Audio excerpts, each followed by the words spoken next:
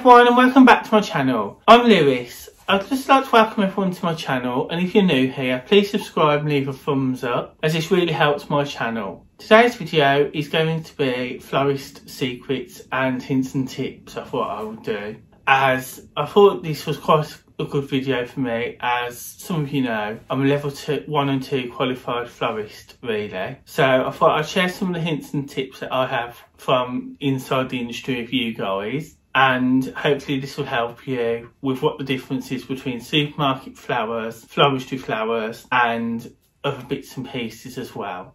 So stick around to find out more. The first tip I have for you guys is most florists will stock up their flowers on Mondays, as this for most florists is the beginning of the week. Sundays you can't really get any flowers unless you go to a wholesaler's. So I'd probably recommend Mondays. Some might do an offer on Monday, or it might come in Tuesday when they start doing the offers, as it takes a long time to process all the flowers. We call this conditioning, which means you take all the leaves off, you take any thorns off your roses, and you have to cut all the flowers and put them in water. Now some flowers it takes up to 2 hours to take up enough water once they've been dried packed, because they don't all come in buckets of water. So some do offers, some don't. Some just do like a permanent offer like NHS discount, or they'll do other things like that. So yeah, Monday's definitely a good day. And then when I'd order my flowers, I'd order Monday or Tuesday, and then I'll try and have it Wednesday, Thursday, and not have it on Friday, because then I'd have less days to sell them.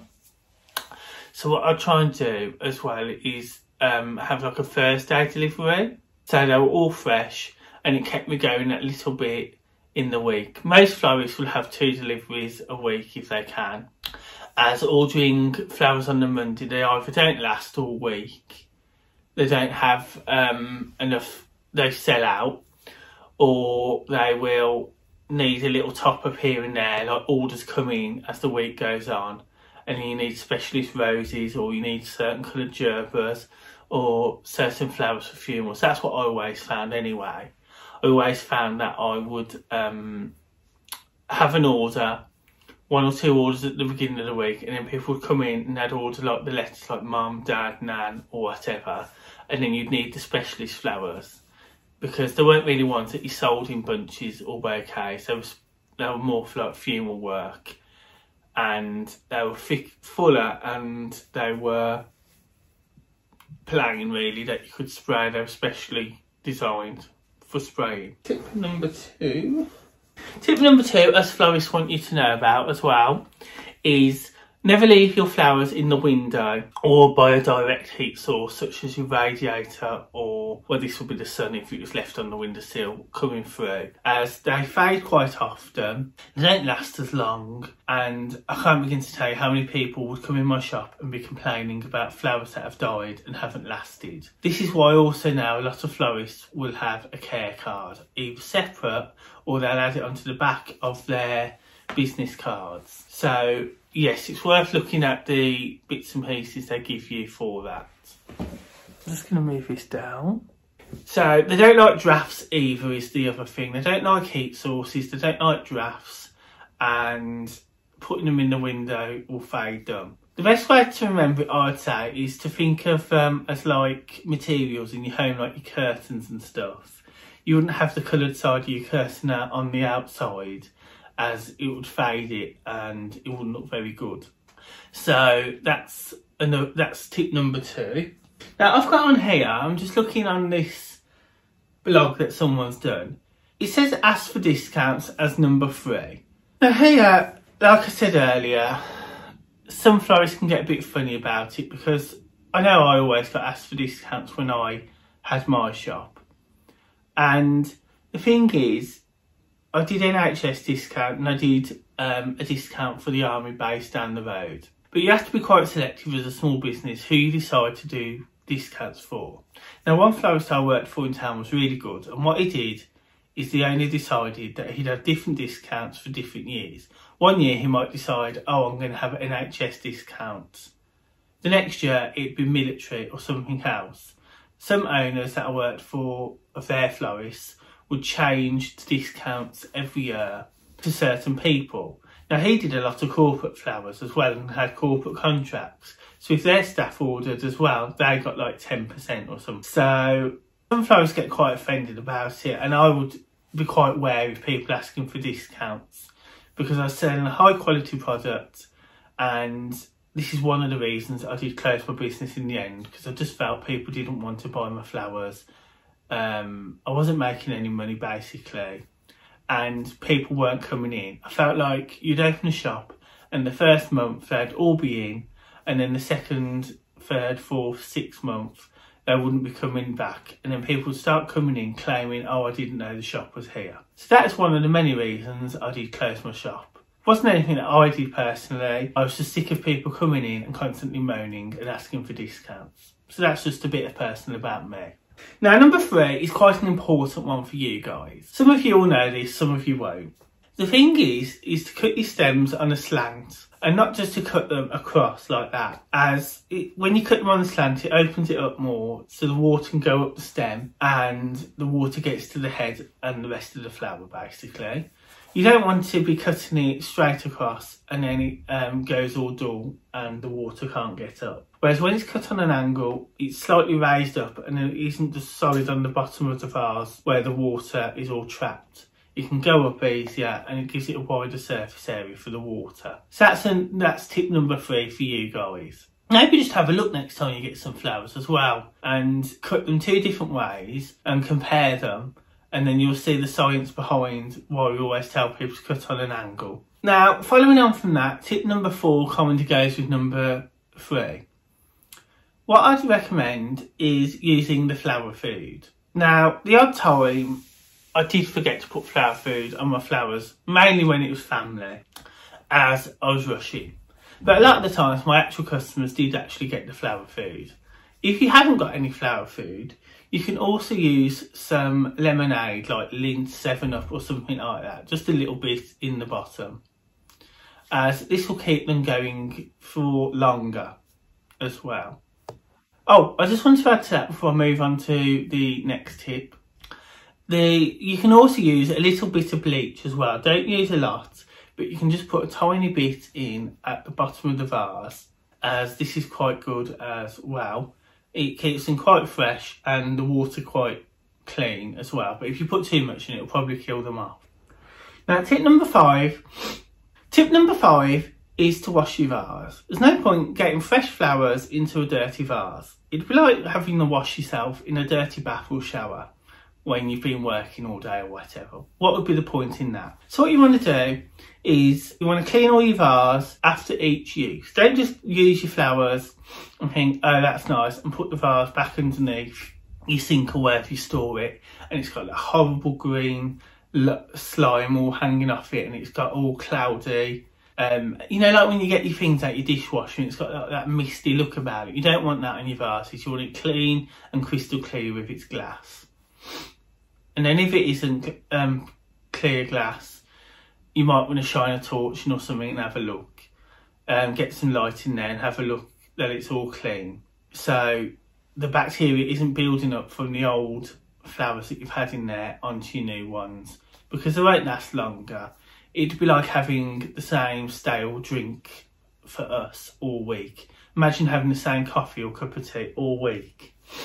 A massive one. That had lasted you all week, and then you couldn't have a new one until it was gone. That's what it's like for your flowers. So once they're in the vase, they also will be drinking the water up and will need clean water. Now it says here about roses, which I don't quite agree with. So I'm going to tell you it as it is. Roses have little petals on the side which look a bit rough. These are the storm petals that most florists will take off, as they don't look as nice, and anytime I left them on in my shops, people kept coming in and complaining that they were dead and they didn't look good. So most florists will just take them off. These petals are to protect the flowers when they're being grown.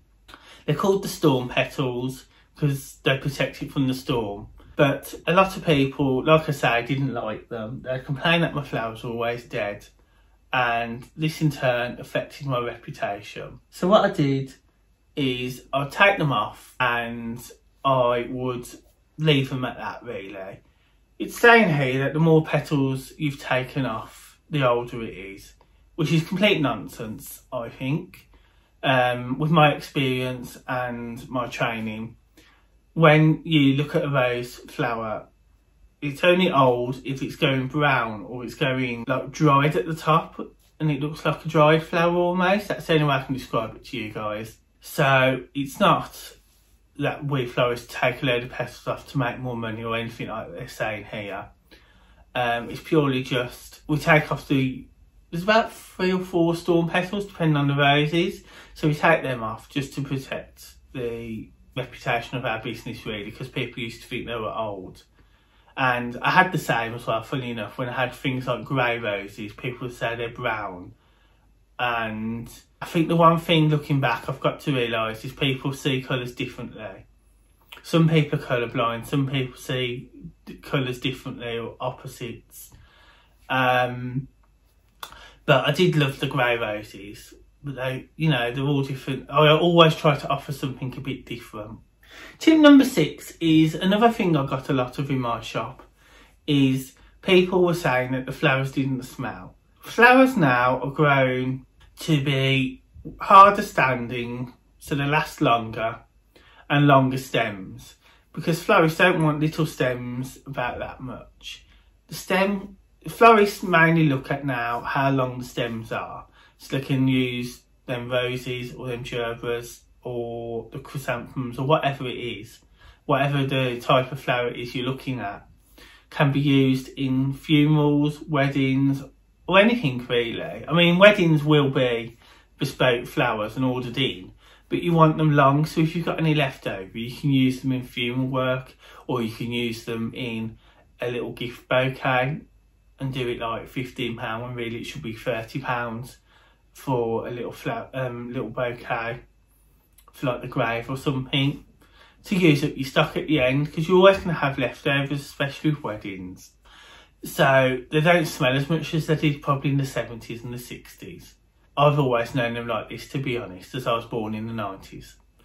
So you can smell some of them, like some of them are still smelling that, but like some of the roses and that, they're not as fragrant as they were, because a lot of the growers have took that out, because we now want longer stems and we want higher quality of flowers. Oh yes, number 7 is February, they're talking about here. Now this is another very good topic for florists, because the amount of people as well that we get in moaning and complaining about how expensive the flowers are. You get tired as a florist explaining to people, look, it's the same as the holiday companies. When it's summer, everyone wants a holiday, pre-COVID. So everyone wants to book a holiday, so the prices go up because there's a demand for it and they've got to get more staff in, they've got to find more pilots, get more fuel and all these other costs. So when it's February, it says here, which is quite true actually, if it's down to us florists, we'd have Valentine's Day in the middle of the summer at some point, as that's when the roses are in season and they are good quality. So yeah, it costs a lot of money. A lot of florists I know are struggling at the moment because of the pandemic. It's a very hard trade to be in. I always now try and advocate supporting your local florist.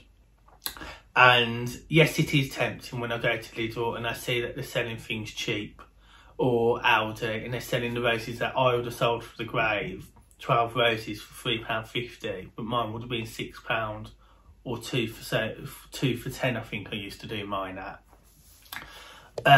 So I always have in the back of the mind my former competitor that I still get on well with, Sarah, who's just down the road. So I always try to go to hers now and recommend local florists to friends and colleagues at work. Now number 8 is returning your vase. A lot of florists are in relays, which I'll go into later, which are like Interflora. And with that, they make them buy a vase to go with the design. These are the flowers you have, these are the vases, and so on. So a lot of people end up with, so I've got an itchy nose, with an empty vase at the end of it. And they're like, great, what do I do with this cheap vase? I've already got 10 of them in the cupboard somewhere else. So what a lot of florists are now doing is they're doing a return system where you can return the vases back and they might give you £5 or £10 off. It all depends really. They might do like 10% off your next order or something. Or they might just give you a voucher to use. I mean, one florist I spoke to, she had a lady that would come in and she was quite regular, so she'd built up the relationship with her florist and the florist had with her customer, and she would save all her money up until it was worth something, like she'd leave it to get to £10-20 and so on. So then she knew she could have a nice bouquet or she'd get a reasonably sized plant for a bathroom or whatever she wanted to do. So yeah, I tried this and it didn't really work for me, returning containers. People weren't really that interested in it. I think you've got to be quite a busy shop or florist to do returning the containers. Number 8 is, it says here that you can buy flowers at the gas station. Over here we call them the petrol station. Now, I will just touch on it lightly because there is more on this later. But what happens is they are cut weeks before, they're stored in the fridge for weeks, and then when they come out it affects them because they've been used to all that cold and they come into the heat and they're like, oh, what's going on, this is freezing out here, oh, I can't cope with it. That's the reaction the flowers have. So it's a bit like us sitting in a fridge, say, for a week, and then you come out and you can't cope with life because you've artificially been put in a situation and then you can't cope with it. So while they might be cheap at the gas station, they have been cut weeks before. The other thing as well I always found was with anything like a petrol station was that the fumes would go on the flowers and that can also affect them and choke them and they can die. Because they, like us, they need clean air obviously, don't they? So yeah, they would not last very long because of that reason as well. And the other thing with a petrol station is they're just like the old flower sellers that buy the flowers and they hope to sell them that day. They don't change the water, they don't clean the buckets like I said with the vases. And us florists every week, it would take me a day to clean all my buckets for my foliage, clean all my glass vases and things, ready for the new flowers. All this going on while people were coming in. Leading on from that comment is fruit. Number 9 is fruit is bad for your flowers. Now, I always recommended people when they bought flowers from me, never to put them next to the fruit bowl or even in the same room. So what happens is it releases gas, ethylene gas, off the apples and it mixes with your flowers. And once again, it pollutes the air. When it's indoors and you've got maybe your doors closed in your lounge or your kitchen and you go to work, they're all sharing the air. There's no clean air coming in. So all this ethylene gas is releasing into the air and it's poisonous to your plants. Well, flowers, sorry, not plants. You cut flowers and they're dying off because, again, they're getting choked on this gas and they're being forced into a situation where they have to share it in the same room. Obviously, it's inside an enclosed space and, like I say, there's no fresh air coming in unless you open a window. But I don't know many people that leave a window open when they're going to work or they're out. Now, here it says go local. Now, I'm going to try and keep this quite simple because it can be quite complex as well at the same time. What they mean here is when you go local, if you spend £30, you'll get £25 worth at least in the flowers. Because some of that is labour charge for the person's wage. So what would happen is when you go on a thing like Interflora, a lot of florists are either for them or they're against them. A lot of florists here have been Interflora registered for many years. It now costs the florist £1,300 last time I looked to join. I was partly interested and then I was just interested really because I knew I wouldn't get it because, as I said, Sarah down the road is the Interflora florist round here and they only have so many per postcode. Otherwise it'd be stupid having 5 florists in our area and 4 of them are all Interflora. So we got 2, one was classed as Moseley and one was King's Heath.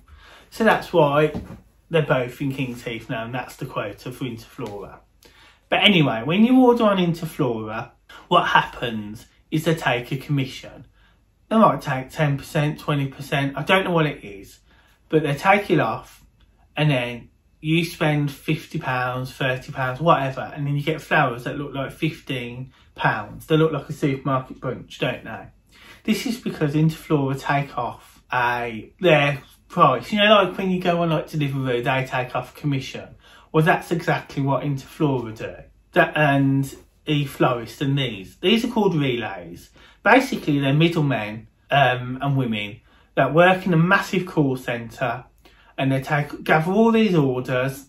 Florists often refer to them as order gatherers as well, because all they do is they gather the orders and then they ship them out to the different florists, depending on the postcode and the location where they've got the members. Now, if you've got a good e-commerce website, which that's another story for me to go into another day, you should be able to just take orders on your own website. Some people like Interflora because they've bought a shop and it's been with Interflora.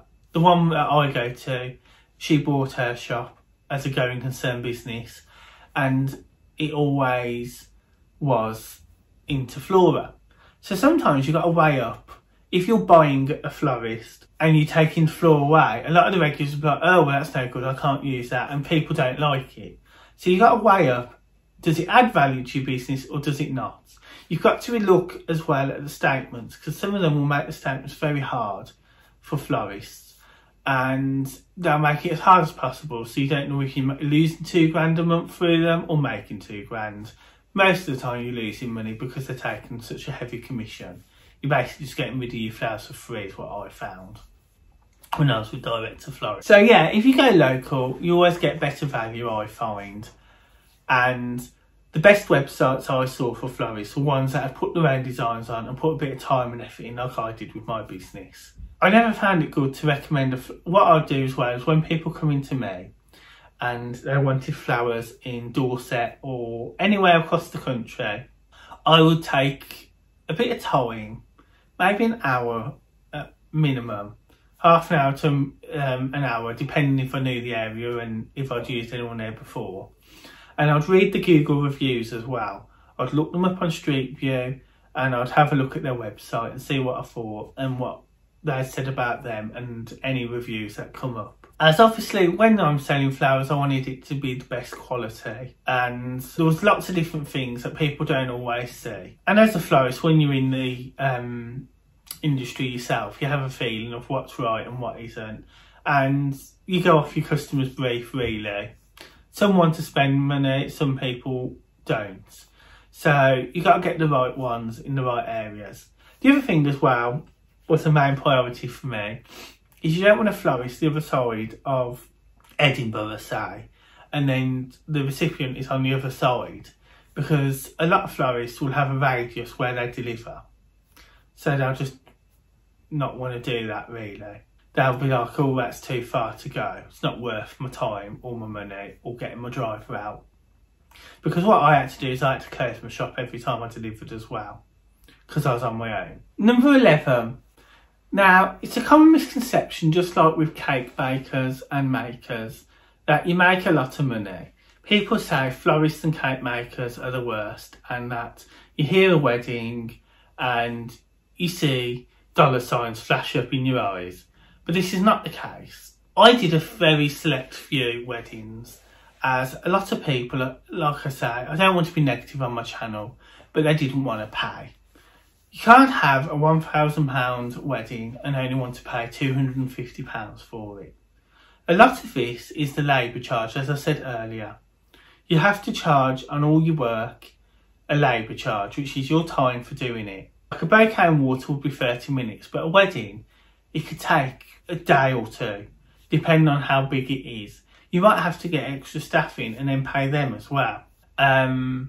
So you have to put all this work in, and there's a lot of planning to it, and it takes months of planning for the florist to order the flowers, get the right quantities. Then brides want something different, or they want to add this and add that. When I started about 2007, a lot of people were having buttonholes, But now a lot of people are just having it for mother-in-laws, father-in-laws and close people really. They're not having it for just friends and family guests in the audience, or whatever you like to call it, at the wedding. The other thing as well with weddings is once you do one wedding, you always hope it will lead to another one. People see it and they'll say, oh, hello Stacey, your wedding's flowers were lovely, who did you use? Me and John are looking to get married in 12 months. Now, there was a saying, you're only as good as your last order, which other industries have this saying as well. And it's the same for florists. If you do rubbish, crap wedding flowers or crap funeral flowers, people aren't going to come to you again, go somewhere else. You always want to do your best. Florists, any good florist will always want to do better than their last work. They'll always be looking how they can do better. So it's not just about sticking flowers in some phone going, that will do, I'm making money, as people sometimes think. You also want people, that customers are for life, it used to be as well. You do one wedding flowers and then the bride's friend will come and order flowers. Maybe some of the men would come back for anniversaries, or they'd come back for Mother's Day, and they'd come back, the groom's friends and family would come back for birthdays and different occasions throughout the year, which is always nice to see and build that relationship with your customers, which I quite missed because mine were quite flaky, they'd come and go. I did have one of the old lady though that had 2 dogs, and she had extra assistance and help when she come to the shop. So a big effort was put there on my part to help her. Going back to Valentine's as well, I think this is tip number 11, 12, a bit mixed up here. Now, going back to Valentine's, you don't always have to buy roses. The idea of Valentine's Day is to buy something that the person will like. Now, me personally, for Mother's Day, I would get my mum some nice sunflowers. Now, these in my shop are about $2.50 a stem, which can be quite pricey. You're probably looking about $40-45 if I wanted it in one of them aqua boxes with the water at the bottom. And I'd get her that because she loves sunflowers. Now, there's no point me getting her lilies if she doesn't like it. And it's the same for your wives and girlfriends. You don't want to get them something that they're either allergic to or just don't like because it's not their taste. It'd be a bit like on Valentine's she buys you a beer or a cider that you don't like. You can't just go, oh, that'll do. You know, I've got you some flowers that you don't like. There's no point wasting money on things that that each of us doesn't like and isn't going to appreciate. Trust me, I've been there before. And as you get older with your mother and your father, it gets harder and harder every year what to buy them. So I'm not keen to buy people gifts that just go in the bin or they don't like. So you can get some tulips or something in the UK for Mother's Day. Valentine's Day, I think the tulips are just coming in as well. Some people had lilies. Some people just had lilies and greenery because that was enough. When the lilies opened, it took up the gaps in the design and people enjoyed the lilies. But again, they were quite an expensive range. You're probably looking at about £50-60 to have them in a design at a florist, not including delivery. So yeah, I'd recommend having something that they like to have or their favourite flowers. Sometimes a plant is just as good as having a bouquet as well, as some people are more plant people than they are cut flowers. Number 12, they're talking about dead flowers. Now I presume here they're talking about relays again, where if you order off a supermarket or Interflora, Teleflora or any of these online only places that haven't got physical shops that are in your area, like Rose's Florist, Blossom's Florist and whatnot, that are independent florists, a lot of people now are having them shipped through letterboxes, which I don't really agree with because I think they can die and they get quite cold and they can perish. I think the best thing I always found was when I had flowers delivered by a florist or I delivered them myself, is you're meeting the recipient, you're seeing their reaction, you're having that interaction with one another, even though it's only like 2 minutes or something. And then you can give them the advice. That's what I really enjoyed about the job as well, is you give them advice on the doorstep on how to care for the flowers. Like I'd always say, say I've just delivered to Mrs. Sally Smith. I'd say, oh, hi Sally, I've come with some flowers for you. After 2 to 3 days, you need to take all the wrapping off, cut the ends and change the water. Don't tip this water into your vase and use the flower food I've provided. Now some generous florists put 2 in. I did do that for a little while. 1 is for your first lot, and then the second packet of flower food is for when you change the water in about 3 days time, 2-3 days time, depending. Obviously if you have your heating on high, or you have it on quite a lot of the time and you're tired maybe, and you feel the cold, you're going to need to change your water maybe more often, as the heat also affects the water and builds bacteria in it. Oh wow, this is an interesting one, everyone. Number 13 is, do you buy your wedding flowers at Costco? Because they're American on this forum I'm looking at for ideas for this video. What they're saying here is a lot of people will buy flowers from a supermarket. This drove me crazy. My best friend at the time also had this issue. She had a massive Tesco down the road from her shop, and people would come in and they'd be like, I bought these cheap flowers from Tesco's, can you do anything with them? And we'd look at them and say, well, what can I do with them? They're not my flowers, and you've had the cheek to bring them here.